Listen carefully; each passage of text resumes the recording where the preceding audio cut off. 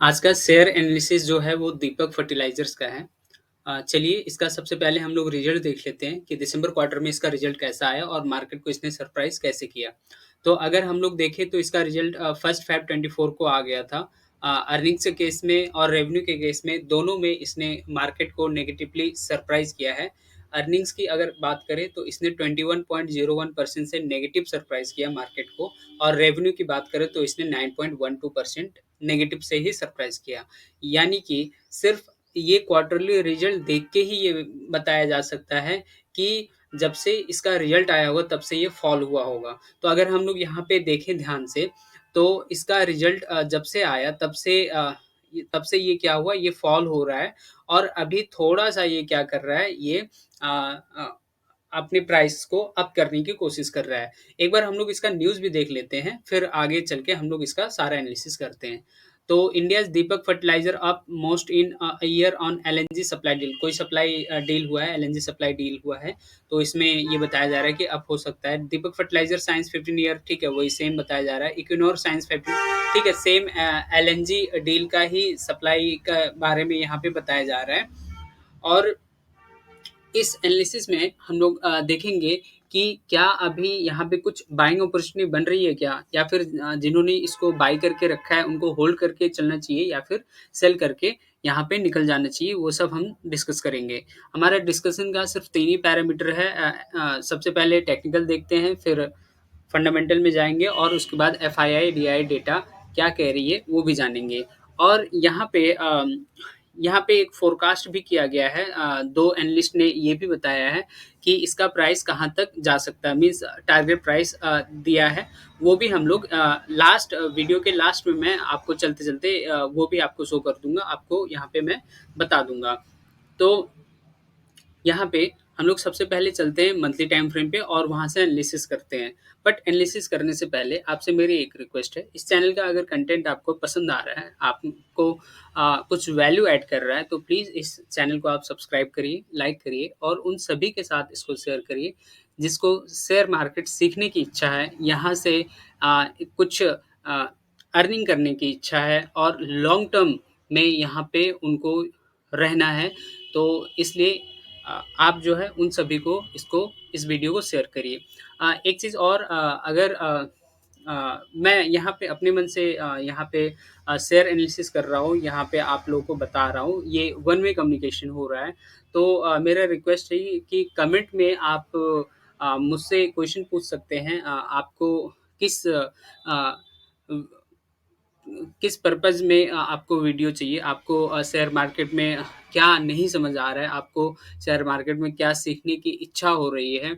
आप जो है उन सब पे भी कमेंट करके ज़रूर पूछें, ताकि मैं यहाँ पे एक डिसीज़न ले सकूँ कि मुझे आगे का वीडियो किस कंटेंट में बनाना चाहिए, जिससे कि आपको कुछ वैल्यू प्रोवाइड हो सके। तो सबसे पहले हम लोग मंथली टाइम फ्रेम पे जाते हैं और मंथली टाइम फ्रेम पे हम लोग आ चुके हैं और देखते हैं कि यहाँ पे कुछ मंथली टाइम फ्रेम के हिसाब से कुछ बाइंग अपॉर्चुनिटी बन रही है क्या?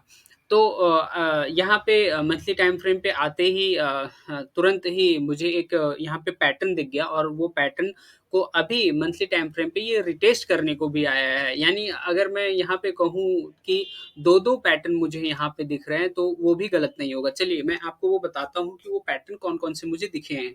तो इसके लिए मैं एक ड्राइंग टूल ले लेता हूँ और उस ड्राइंग टूल के लेकर मैं आपको यहाँ पे समझाने की कोशिश करता हूँ।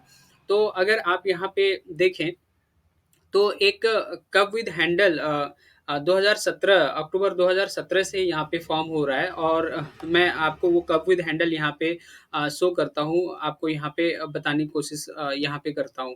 तो ठीक है, यहाँ पे कप विद हैंडल हम लोग देखते हैं। तो यहाँ से ये नीचे गिर रहा है और उसके बाद नीचे आने के बाद ये यहाँ से फिर ऊपर गया और सेम रेजिस्टेंस लेवल पे, यानी सेम प्राइस पे गया और थोड़ा-सा वो नीचे गया, जो कि हैंडल फॉर्म किया और उस हैंडल को उसने ब्रेकआउट किया, यानी उस रेजिस्टेंस को ब्रेकआउट करके ये क्या हुआ, ये ऊपर गया। ठीक है, यहाँ तक मेरे ख्याल से आपको समझ में आ गया होगा। तो यहाँ पे अगर मैं देखूँ तो एक इसका जो कप विद हैंडल का जो पैटर्न यहाँ पे बना था, तो ये उसका स्ट्रॉन्ग रेजिस्टेंस था। 487.90 के आसपास इसका जो है, ये उसका स्ट्रॉन्ग रेजिस्टेंस था और मंथली टाइम फ्रेम पे इसने कप विद हैंडल बनाया और ब्रेक करके ये क्या हुआ, ये ऊपर गया। ठीक है, ये ऊपर तो गया, बट उसके बाद ये फिर से क्या हुआ, ये फॉल होने लगा और फॉल होने के बाद ये फिर से वही सेम रेजिस्टेंस को ही एज अ सपोर्ट ये मान के, मैं सपोर्ट एरिया यहाँ पे ड्रॉ कर देता हूँ जिससे कि आसानी हो। तो जो रेजिस्टेंस था वही अब कहीं न कहीं मेरे ख़्याल से ये अभी क्या काम कर रहा है, ये सपोर्ट का काम कर रहा है। तो अगर मैं बात करूँ यहाँ पे, अब ये जो सपोर्ट ले रहा है, रिटेस्ट 2 बार इसने किया। 2 बार कैसे किया मैं आपको वो शो करता हूँ। यहाँ पे ये देखेंगे तो इसने 2 बार यहाँ पे इस तरह से एक यहाँ यहाँ से तो ब्रेकआउट इसने किया ही है और एक जो है कहीं न कहीं ये जो है इस लेवल पे भी ये आ चुका है, ठीक है? यहाँ पे इस लेवल पे भी ये एक बार यहाँ पे रिटेस्ट किया और उसके बाद अभी जो है, अभी इसका जो मंथली कैंडल जो फैब का बन रहा है, वो यहाँ पे रिटेस्ट किया। तो मैं इसको अगर मैं कहूँ कि ये डबल बॉटम कर रहा है या फिर दूसरी भाषा में कहूँ कि ये जो है ये डब्लू पैटर्न इस तरह से ऐसे फॉर्म कर रहा है, तो कहना गलत नहीं होगा। हालाँकि ये डब्लू पैटर्न या फिर डबल बॉटम फुल्ली यहाँ पे उसका फॉर्मेशन नहीं हुआ है। फॉर्मेशन तब होगा जब यहाँ पे नेक्स्ट मंथ में एक अच्छा खासा ग्रीन कैंडल दे दे तब। तो अगर मंथली टाइम फ्रेम को देखा जाए तो क्या अभी यहाँ पे कोई बाइंग अपॉर्चुनिटी बन रही है कि नहीं बन रही है? तो मंथली टाइम फ्रेम के हिसाब से यहाँ पे जब तक एक नेक्स्ट मंथ में कहें या फिर उसके भी नेक्स्ट मंथ में जब तक यहाँ पे कोई एक ग्रीन कैंडल ना दे दे तब तक यहाँ पे बाइंग करना मेरे ख्याल से सही नहीं रहेगा। अगर नेक्स्ट मंथ तक यहाँ पे ग्रीन कैंडल दे देता है तो ऑफ कोर्स वो एक अच्छा खासा बाइंग अपॉर्चुनिटी होगा और वो अच्छा खासा बाइंग अपॉर्चुनिटी मीन्स किस लेवल पे होगा, तो 500 550 के आसपास जो है आप उसको बाइंग अपॉर्चुनिटी लेकर चल सकते हैं। अगर ऐसा नेक्स्ट मंथ में हुआ तो फिर आपका टारगेट क्या होना चाहिए उसकी भी बात कर लेते हैं। तो आपका टारगेट कुछ नहीं तो मंथली टाइम फ्रेम के हिसाब से मैं बात कर रहा हूँ, तो मंथली टाइम फ्रेम के हिसाब से कुछ नहीं तो आपका टारगेट कम से कम 950 के आसपास जो है आपका टारगेट होना ही चाहिए मंथली टाइम फ्रेम के हिसाब से। बट अगर आप मतलब रिस्क लेने से मतलब कि डरते हैं या फिर ये सोचते हैं कि ये कहीं न गिर ना जाए तो फिर आप छोटा उसका जो है अ, प्रॉफ़िट लेके जा सकते हैं और वो प्रॉफ़िट 688 के आस-पास कहीं न कहीं मतलब 688 या 700 के आस-पास कहीं न कहीं उसको लेकर चल सकते हैं। अगर 688 700 को वो ब्रेक करके ऊपर जाता है तो 950 आपका जो है मतलब ये सिंपल भाषा में कहूँ तो पहला टारगेट आपका 688 होना चाहिए, दूसरा टारगेट 950 होना चाहिए बस। तो इसका एक बार हम लोग स्टॉप लॉस भी देख लेते हैं मंथली टाइम फ्रेम पे क्या स्टॉप लॉस होना चाहिए। तो स्टॉप लॉस जो है मेरे ख़्याल से वो आपका स्टॉप लॉस कुछ भी नहीं तो जो है आप जो है इसको कम से कम 330 के आसपास जो है इसका अपना स्टॉप लॉस लेके चलेंगे। तो ये हो गई हम लोगों ने मंथली टाइम फ्रेम पे बात किया। मंथली टाइम फ्रेम पे बहुत अच्छा पैटर्न यहाँ पे बन रहा है लेकिन वो कन्फर्मेशन तभी दे सकता है जब यहाँ पे एक मंथली ग्रीन कैंडल ना बन जाए।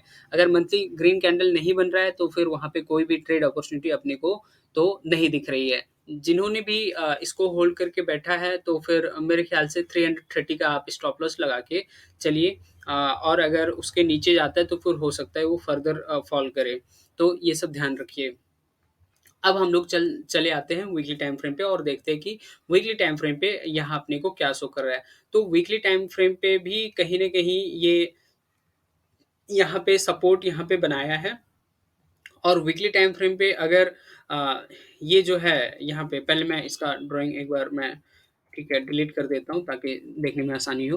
तो वीकली टाइम फ्रेम पे ये जब तक इसका वीक ठीक है अम, एक वीक कहें या फिर दूसरे वीक में जब तक ग्रीन कैंडल ना बन जाए तब तक यहाँ पे कोई भी ट्रेड लेना बाय करना वो सही नहीं रहेगा और अगर ग्रीन कैंडल बन जाता है तो फिर आप जो है इसका टारगेट कुछ नहीं तो कम से कम जो है आप इसमें 700 के आसपास जो है आपका ये टारगेट होना चाहिए। अगर उस टारगेट को ब्रेक करता है तो फिर आप जो है 950 तक जाएँगे। इसका स्टॉप लॉस अगर मैं बात करूँ तो स्टॉप लॉस आप जो है इसमें देखता हूँ मैं कहाँ तक बन पाता है। तो स्टॉप लॉस जो है आपका वही सेम ही रहेगा। आप जो है इसका स्टॉप लॉस थोड़ा-सा नहीं, ऊपर मत करिए। आप जो है इसका स्टॉप लॉस 300 40 के आसपास से रखिए, ठीक है? 330, 340 के आसपास से रखिए, वही आपका यहाँ पे वीकली टाइम फ्रेम पे भी वही आपका क्या होगा, ये आपका स्टॉप लॉस होगा। अब चलते हैं डेली टाइम फ्रेम पे और देख लेते हैं डेली टाइम फ्रेम पे ये अपने को क्या शो कर रहा है। तो डेली टाइम फ्रेम पे अगर हम लोग यहाँ पे बात करें, ठीक है? थोड़ा-सा मैं उसको ज़ूम करता हूँ और डेली टाइम फ्रेम पे अगर मैं यहाँ पे बात करूँ तो कहा ये जा सकता है कि ये रेंज में ही घूम रहा है, इधर-उधर रेंज में ही घूम रहा है अभी। और रेंज में ये कहाँ से घूम रहा है तो मैं बताता हूँ आपको।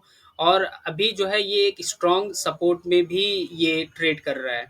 तो अगर इस एरिया में, ठीक है, इस एरिया में आने वाले कुछ दिनों तक इसी एरिया में, मीन्स ये 487 के नीचे क्लोज नहीं हो रहा है और इसी एरिया में घूमते घूमते ये अगर अ, एक दिन ग्रीन कैंडल दे देता है, अच्छा खासा बड़ा ग्रीन कैंडल दे देता है, तो ऑफ कोर्स वो एक अच्छा खासा बाइंग अपॉर्चुनिटी होगी। लेकिन यहाँ पे थोड़ा-सा मैं कंज़र्वेटिव हूँ और मैं यहाँ पे तब तक अगर मैं अपना व्यू दूँ तो यहाँ पे मैं तब तक बाय नहीं करूँगा जब तक ये जब तक ये कहाँ 1 मिनट, जब तक ये 1 मिनट टाइम दीजिएगा।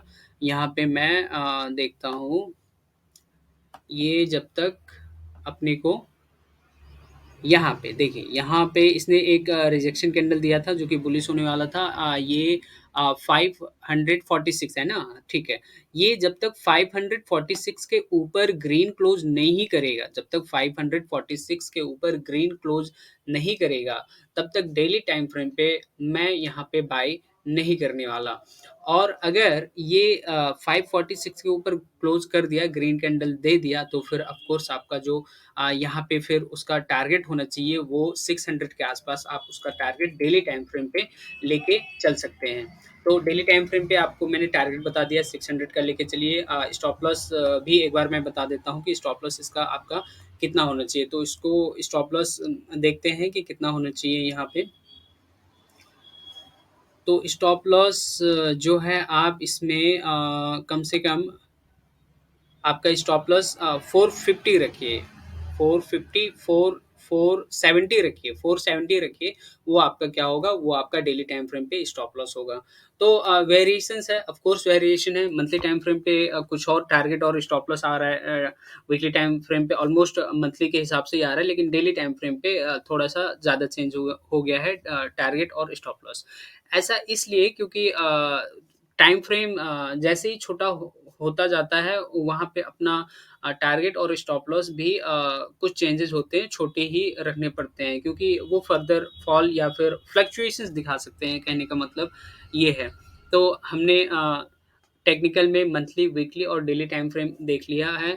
टेक्निकल के हिसाब से मंथली में काफ़ी अट्रैक्टिव फॉर्मेशन हो रहा है, मंथली के हिसाब से यहाँ पे अ, जाया जा सकता है। अगर डेली पे जाना है तो फिर टारगेट और स्टॉप लॉस वो अपने को कंसीडर करना पड़ेगा क्योंकि इसका जो है फाइनेंशियल रिजल्ट जो आया है उसने मार्केट को नेगेटिवली सरप्राइज भी किया है और financial result Y O Y basis पे और क्यू ओ क्यू बेसिस पे भी इसने अच्छा नहीं दिया है, इसलिए यहाँ पे थोड़ा सा डेली टाइम फ्रेम पे काफ़ी कुछ यहाँ पे चेंजेस करना पड़ा टारगेट प्राइस और स्टॉप लॉस में। तो अब हम चलते हैं एक बार इसका फंडामेंटल देख लेते हैं कि फंडामेंटल में ये अपने को क्या शो कर रहा है। तो यहाँ पे अगर हम लोग फंडामेंटल में देखें तो फिर करंट प्राइस ऑफ कोर्स अभी 511 चल रहा है, हाई लो इसने 715 और 483 बनाया, मार्केट कैप 6451 है। और यहाँ पे अगर 1 ईयर का डेटा देखें तो ये कहा जा सकता है कि ये 200 अपने 200 और डीएमए और अपने 50 डीएमए के नीचे ये ट्रेड कर रहा है, ठीक है? तो जब-जब 200 और 50 डीएमए के ये नीचे ट्रेड करता है, तो वहाँ पे थोड़ा-सा मतलब डरना मेरे ख़्याल से ज़रूरी होता है क्योंकि वो कहाँ तक नीचे जा सकता है, अपने को नहीं पता। तो ये 1 ईयर की बात हमने की, अब ये 3 इयर्स की बात है, अभी भी ये डाउन में ही चल रहा है, ठीक है? 5 इयर्स में, ठीक है, ये अभी कुछ कहीं न कहीं एक सपोर्ट लेने की कोशिश कर रहा है और वहाँ से ये हो सकता है कि ऊपर उठे। 10 इयर्स में भी आप यहाँ पे देख सकते हैं। जो हमने कप विद हैंडल की बात की थी, यहाँ पे भी वैसे ही फॉर्म आपको होता हुआ दिख रहा होगा। प्रोस की अगर बात करें तो इसका प्रॉफिट ग्रोथ काफ़ी अच्छा है, 49.7% सीएजीआर है पास्ट 5 इयर्स में। कॉन्स में ये कहा जा रहा है कि कंपनी जो है अपना इंटरेस्ट कॉस्ट हो सकता है कैपिटलाइज करे, और ये भी है कि ड्रॉबैक ही कहें कि यहाँ पे प्रोमोटर होल्डिंग जो है 9.44% से डिक्रीज हो गया है लास्ट 3 ईयर्स में। ओके, पीयर कंपैरिजन अगर हम लोग देखें तो इसका सेक्टर केमिकल है, इंडस्ट्री भी केमिकल सेक्टर का है। और दीपक फर्टिलाइज़र कोई भी रैंकिंग में नहीं आता है, फर्स्ट, सेकंड, थर्ड किसी में भी यहाँ पे नहीं आता है। क्वार्टरली रिजल्ट अब हम लोग यहाँ पे देख लेते हैं, तो अगर क्वार्टरली रिजल्ट की अगर हम लोग बात करें तो सेल्स सितंबर में 2424 था, जबकि दिसंबर में 1853 हो गया है, यानी ये डिक्रीज़ हुआ है। ऑपरेटिंग प्रॉफिट 286 से 282, ये भी यहाँ पे डिक्रीज हुआ है। पीबीटी प्रॉफिट बिफोर टैक्स 117 से 97 डिक्रीज हुआ। नेट प्रॉफिट 63 से 61 ऑफ कोर्स यहाँ पे डिक्रीज हुआ। ये तो हम लोगों ने की compare Q on Q basis पे, यानी क्वार्टर टू क्वार्टर बेसिस पे हमने इसको कंपेयर किया। अब एक बार वाई ओ वाई बेसिस पे कंपेयर करते हैं, यानी ईयर ऑन ईयर बेसिस पे यहाँ पे क्या कंपेरिजन। तो दिसंबर 2022 का रिजल्ट अगर देखा जाए तो सेल्स में 2755 था, जबकि अभी जो है 1853 हो गया, यानी ये भी डिक्रीज हुआ। ऑपरेटिंग प्रॉफिट 461 था, अभी 282, ये कहा जा सकता है ऑलमोस्ट हाफ डिक्रीज हो गया है। पीबीटी 360 से 97, ठीक है, ये तो हाफ से भी मतलब इसका तो कहना ही क्या है। नेट प्रॉफिट 257 से 61, तो नेट प्रॉफिट भी 257 नहीं था, यहाँ पे 252 था, 252 से 61, यानी नेट प्रॉफिट भी ऑलमोस्ट 80-90% यहाँ पे डिक्रीज हो ही गया है। तो फंडामेंटल और फाइनेंशियल रिजल्ट के हिसाब से तो मुझे नहीं लगता है कि कुछ खास यहाँ पे है। बट एक चीज़ जो है, जैसे कि हो सकता है एनालिस्ट लोग थोड़ा-सा यहाँ पे बुलिश हुए हैं, स्ट्रॉन्ग बाय का सिग्नल दे रहे हैं। वो हो सकता है एफआईआई डीआई डेटा। तो एक बार हम लोग चलते हैं एफआईआई डीआई डेटा देख लेते हैं कि वहाँ पे क्या चल रहा है। तो शेयर होल्डिंग पैटर्न में हम लोग आ गए हैं। प्रोमोटर्स की अगर बात की जाए तो प्रोमोटर्स सेम है, 45.46 से 45.46 ही परसेंट है अभी भी। एफआईआई 12.97 से 13.16% यहाँ पे हुए हैं, यानी एफआईआई लोगों ने अपना स्टेक यहाँ पे इंक्रीज किया है। डीआई 2.83 से 3.50, यानी डीआईआई ने भी अपना स्टेक यहाँ पे बढ़ाया है। तो of course fundamental financial result नहीं अच्छा है, फिर भी ये लोग कुछ ना कुछ यहाँ पे बढ़ा रहे हैं। हो सकता है कुछ ना कुछ चल रहा होगा जो पब्लिक डोमेन में अवेलेबल वो इन्फॉर्मेशन नहीं है। पब्लिक की बात की जाए तो 38.76% है, और 37.90, यानी फॉल हुआ तो पब्लिक लोग यहाँ पे बेवकूफ़ तो बने ही हैं।